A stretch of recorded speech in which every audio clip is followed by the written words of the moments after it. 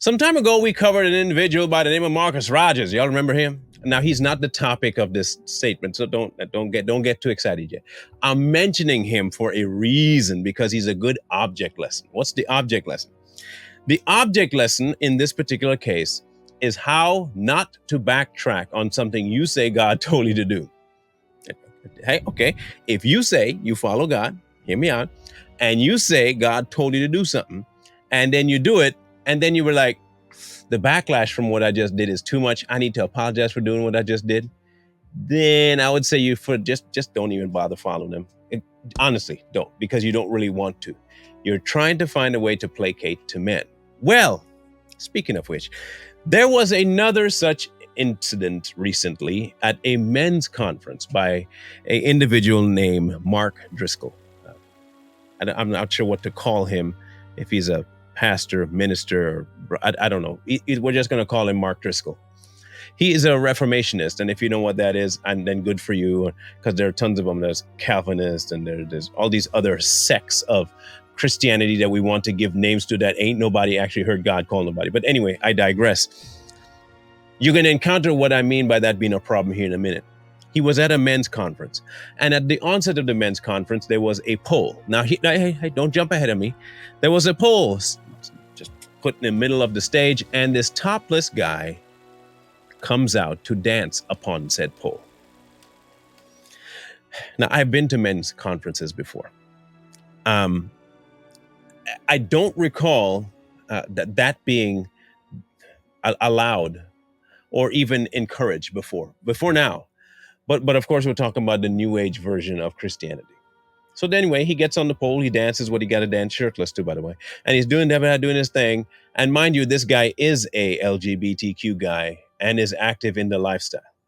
I need to make sure you understand that particular point. So in walks Mark Driscoll on stage, talking. And he stops and he calls out that activity as being ungodly.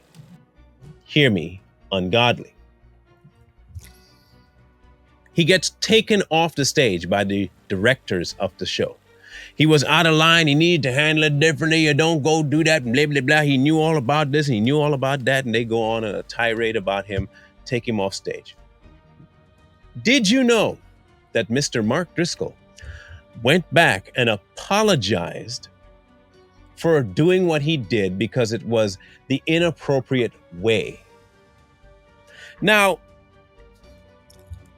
I want to make something abundantly clear. The book some people read, called the Bible, tells you how to handle certain things with a brother. That is when it's done to you. I want people to be clear. One-on-one issue with your bro, go talk to him.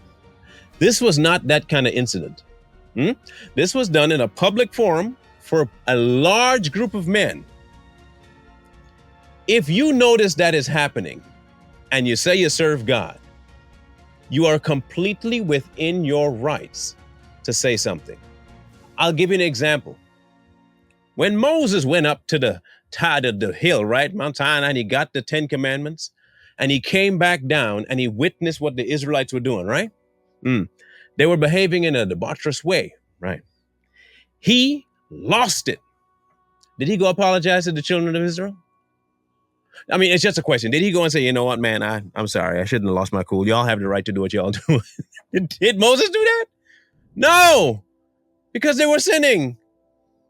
You encountered a situation where your spirit told you this was wrong. You know it was wrong. You spoke out about it being wrong. Then you go back and apologize for that? Look, I can understand that some people may have a different theological standpoint when it comes to God. To each his own.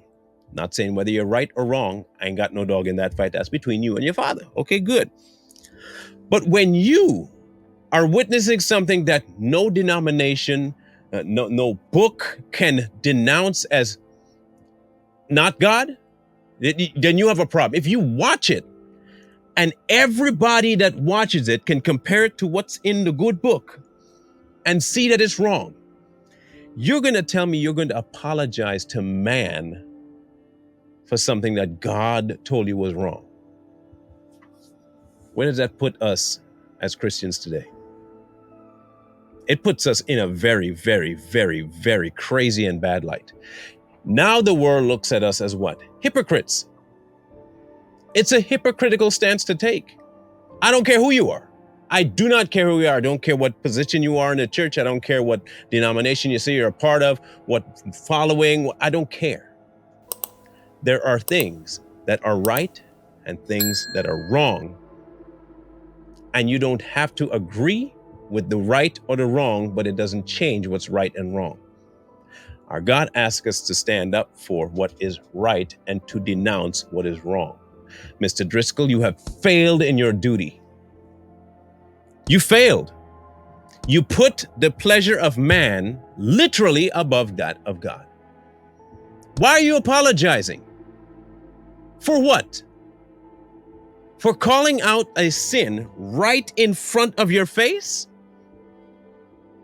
You're spineless. The whole lot of you are spineless. You want to know why the world looks at us and laughs? Because of sissies like that. That's not a men's conference. That's a beta conference. The entirety of that thing was a beta conference. They showed men exactly how to cower. Driscoll showed men how not to be men. He showed them what it meant to say one thing and behave completely different. How to say you can carry the name of God and lie about it. You say you are defending the name while disgracing it at the exact same time. Frauds, the lot of you. And not just any regular frauds, the most disgusting kind. Why are you the most disgusting kind? Because you are calling yourself a teacher. You say you know the word so well and you love God so much that you have become a teacher of his word, only to turn around and say, God, get out of here. This is okay for us to do. I know that I said it was wrong, but you know what? Because man got offended, I need to recant my statement. You have just put God under your foot and you trampled on him, but you're a preacher. No, fam, you ain't no preacher. I don't know what you are at this point. I couldn't even put a name to you. But this has become the norm for modern day Christians. They want the praise of man and the love of man and the acceptance of man more than they want to follow who they say is their king. Discernment we keep talking about. The discernment lies here. Understanding what you saw when it came to Mr. Driscoll and walking away from that nonsense. Either you stand for God or sit down and shut up. You would have been better off sealing your mouth with crazy glue, Mr. Driscoll, than standing there on stage and apologizing like a little girl. You don't deserve the title you have, the station you have, the office you have. You don't deserve the claim you make. If you don't stand for that, what good are you? You're no good. You are like an already used rat trap with no rats in it. You are not any good to the kingdom whatsoever because you backtrack on one of the most essential points. For what? To please man. Ironically, and it's so stinking ironic that you are calling out something where a man dressed a certain way to please, literally sexually, men. And there you are sitting on stage apologizing less like one of them. You're no different. And you give God you can't really give God a bad name, but your representation of him is trash. It is absolute trash. And men that think like him are also trash. And I said it, and I will continue to say it. Some might say, well, it's not that big a deal. Is it? Is it not that big a deal? Why would people follow God at this point? If at any point in time I could just say, nah, he ain't that important. I don't need to listen to him. Is he really God? No, he's not. He's a caricature. He's an image. at least to Mr. Driscoll anyway, and to the rest of the clowns that were a part of his entire assembly, and to the unfortunate men in the audience.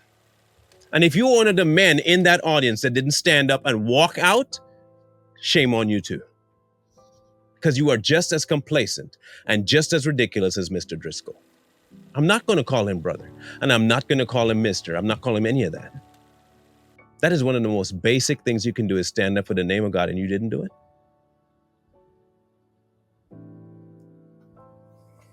The last times are showing up soon, and here we are apologizing to sinners for sin.